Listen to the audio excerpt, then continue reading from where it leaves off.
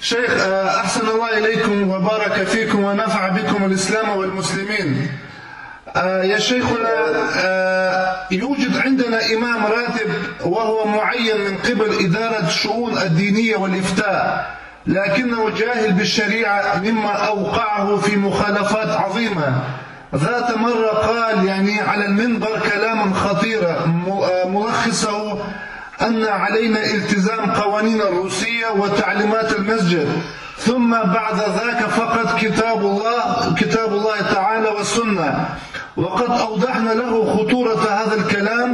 ما سمع كتاب الله والسنة، ما سمع هذا. قلنا له ذات مرة وكان على المنبر ثم قال أن علينا التزام قوانين الروسية وتعليمات المسجد، ثم بعد ذاك فقط كتاب الله تعالى والسنة. وقد أوضحنا له أولا أن القوانين الروسية، ثانيا ثم بعد ذلك كتاب السنة. أي نعم. وقد أوضحنا له خطورة هذا الكلام، وقلنا له أن القرآن والسنة فوق القوانين الروسية وفوق كل شيء، فاقتنع.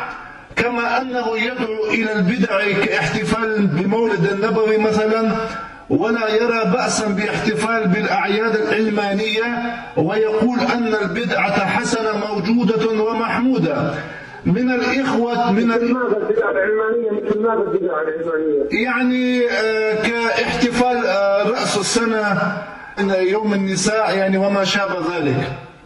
ومن الإخوة الآن من لا يصلي خلفه ولا يحضر صلاة الجمعة عنده في المسجد، وصاروا يجتمعون مؤقتا في غابة لأداء الصلوات والجمعة حتى يتمكن من استئجار مكان خاص للصلاة أو شراء قطعة لبناء المسجد.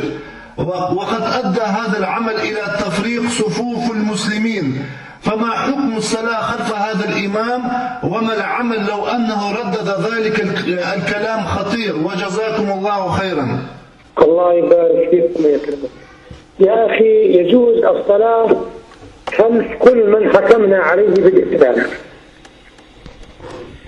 يجوز أن نصلي خلف كل شخص نحكم عليه بالإسلام، مع إبداء النصح آخر، أن ننشئ مسجدا آخر نجمع فيه أهل التقوى وأهل الخير وأهل السنة ومن يحرصون على طاعة الله عز وجل حق الطاعة.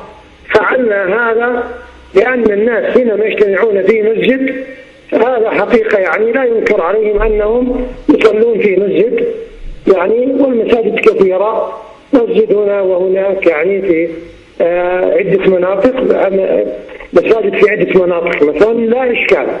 لكن هذا التفرق والاختلاف على هذا الشخص مشكلة، أن يتفرق نفس الإخوة ويتفرق أبناء الإسلام يتفقوا مثلا أن فلانا مبتدع. وقد قال الحسن رحمه الله كما في البخاري: صلوا عليه بدعته. إمام إذا كان ذلك إمام مبتدع، على أن لا تبلغ هذه البدعة درجة الكفر والعياذ بالله عز وجل. هو حينما قال أن هذا نقدم أولا ثم ناقشتموه وأقروا وتراجع، فهذا الحمد لله خير عظيم. فأنا وجهة نظري حقيقة أنه إذا لم يكن هناك مسجد آخر تمضي وتطبق فيه السنة، لتتولوا خلف هذا الشخص مع التواصي بالحق والتواصي بالصبر، وأن تنصحوه بالحكمة والموعظة الحسنة وباللين وبالرفق، وأن تلاطفوه عسى الله عز وجل أن يهديه سواء السبيل، وأن يهديه لاتباع السنة والسداد والرشاد. وأوصي الإخوة أن لا يختلفوا حقيقة، مع التنبيه اللطيف فيما بينهم والحرص على اتباع السنة واجتناب البدعة، والتنبيه على بعض المغالطات. وتبقى زيارات في هذا الأخ لطيفة، أو أن يدعى الحقيقة وأن يؤلف قلبه، وأن يذكر في بعض الأمور المخالفة بالطريقة الطيبة، عسى الله عز وجل أن يهديه. هذا ملخص ما عندي. بارك الله فيكم.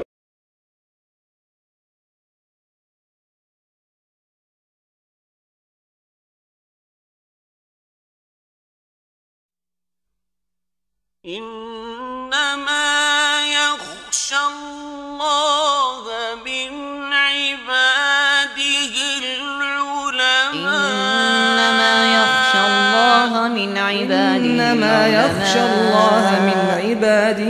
العلماء إن الله عزيز غفور.